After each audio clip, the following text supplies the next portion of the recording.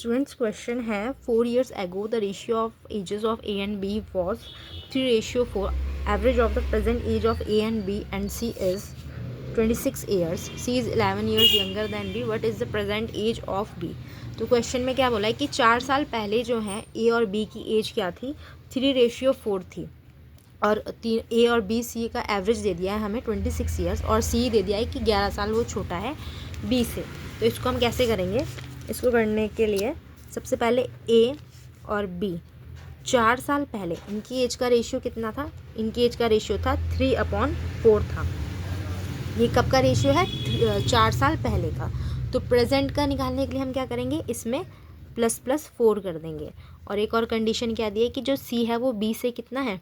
B से 11 साल छोटा है. B से 11 साल छोटा है, इसलिए 11 माइनस कर दिया. अब B की वैल्यू क्या है हमारे पास? 4x + 4 है, और यहाँ पे -11 है. 11 में से 4 जाएगा तो कितना बच जाएगा? 7, और साइन किसका आ जाएगा? माइनस का, 4x. तो C की वैल्यू आ जाएगी यहाँ पे ये. अब हमें क्या करना है?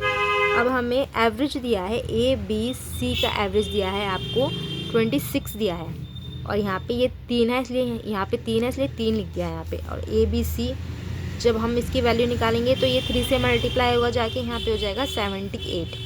अब यहाँ पे A की जो हमारे पास वैल्यू है वो लिख देंगे 3x + 4, B की वैल्यू लिख देंगे 4x + 4, और C की वैल्यू लिख देंगे 4x - 7. अब हमें इसे सॉल्व करना है. तो ये कितना हो जाएगा? 11x जो लाइक टर्म्स है x वाली वो हो जाएंगी प्लस, और फिर ये कितना हो जाएगा? ये हो जाएगा 4 4 8 हो जाएगा, और 8 में से 7 जाएगा तो कितना बच जाएगा? 1. और यहाँ पे आ जाएगा 78. फिर इस तरीके से जो प्लस का 1 है उधर जाके माइनस का हो जाएगा, तो यहाँ पे आ जाएगा ये 77. फिर x की वैल्यू कितने आ जाएगी? 7 आ जाएगी, यानी कि x की वैल्यू आपके पास आ गई है 7. अब आप किसी की भी एज निकाल सकते हो इसमें, इस क्वेश्चन में. What is the present age of B? तो B की प्रेजेंट एज पूछी है. B का रेशियो क्या था? प्रेजेंट का हमने निकाल लिया था ना, 4x + 4. तो जब प्रेजेंट हमने B का निकाल लिया था, कितना था? 4x + 4 था.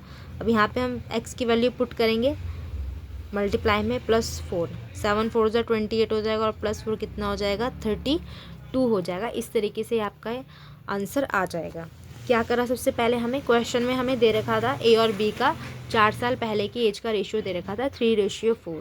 तो प्रेजेंट निकालने के लिए हमने क्या करा? 4 4 उसमें प्लस कर दिया, और C की जो एज थी वो B से 11 साल छोटी थी, इसलिए B से हमने 11 माइनस करा, और फिर हमने C की एज हमने निकाल दी माइनस वगैरह करके.